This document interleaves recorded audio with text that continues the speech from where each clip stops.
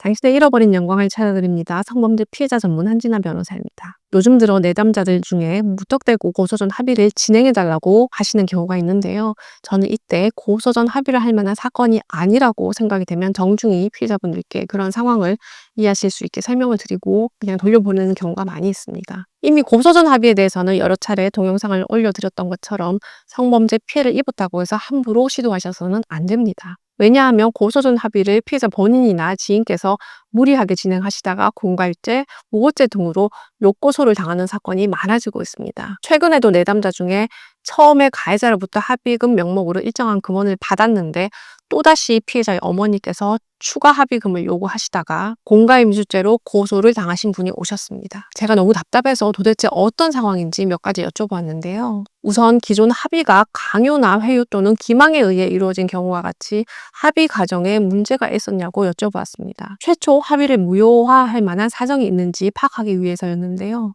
다음으로 제가 최초 합의 이후에 예상하지 못한 추가적인 손해가 발생한 경우에 해당하냐고 여쭤보게 됐습니다.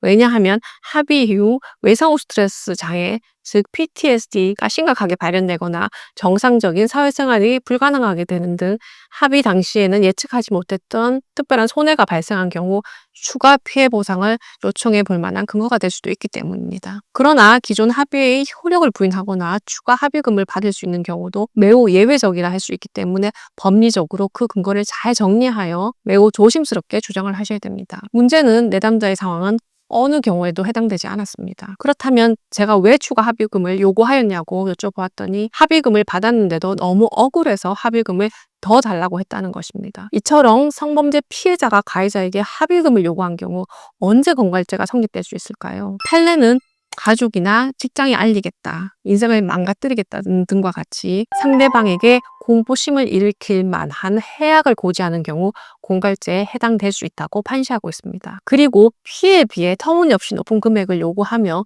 이에 응하지 않을 경우 불이익을 가할 것처럼 협박하는 행위 역시 공갈죄가 성립될 가능성이 있습니다. 그러나 성범죄 피해자가 단순히 합의금을 요구하거나 합의와 관련된 논의를 했다는 사실 자체만으로 피해 진술의 신빙성이 부정되거나 바로 공갈죄가 성립되는 것은 아닙니다. 중요한 것은 요구의 근거가 정당한지 그리고 그 요구 방식이 사회 통념상 용인될 수 있는 범위 내에 있는지의 여부입니다.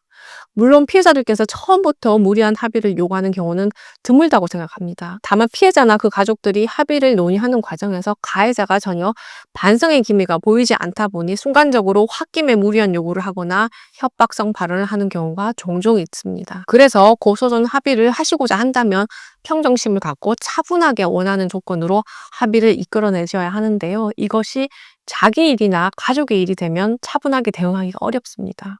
그래서 가능하다면 변호사를 선임하여 진행하는 것이 안전합니다. 왜냐하면 진성 피해자가 무리한 합의 요구로 꽃뱀 프레임이 씌워지게 되면 형사처벌을 받게 되는 말도 안 되는 상황이 발생할 수 있기 때문입니다. 게다가 피해자에게 꽃뱀 프레임이 씌워지게 되면 피해자의 진술도 신빙성을 인정받기 어렵기 때문에 나중에 가해자를 형사고소한다고 해도 처벌될 가능성이 낮아집니다. 따라서 비록 고소전 합의가 형사고소와 달리 당사자 간의 협의를 통해 이루어지는 비공식적 절차라고 해도 나름의 원칙이 있다는 점을 생각하셔야겠습니다. 그러므로 일단 고소전 합의를 먼저 시도해보고 안 되면 고소하겠습니다 라는 식의 접근은 상당히 위험합니다. 특히 가해자가 범행을 부인하는 경우라면 일단 형사고소를 진행하시고 진행 상황을 지켜보며 합의 여부나 합의 조건을 고민해 보시는 것이 훨씬 효과적이겠습니다. 오늘은 고소전 합의의 위험성에 대해서 알아보았는데요.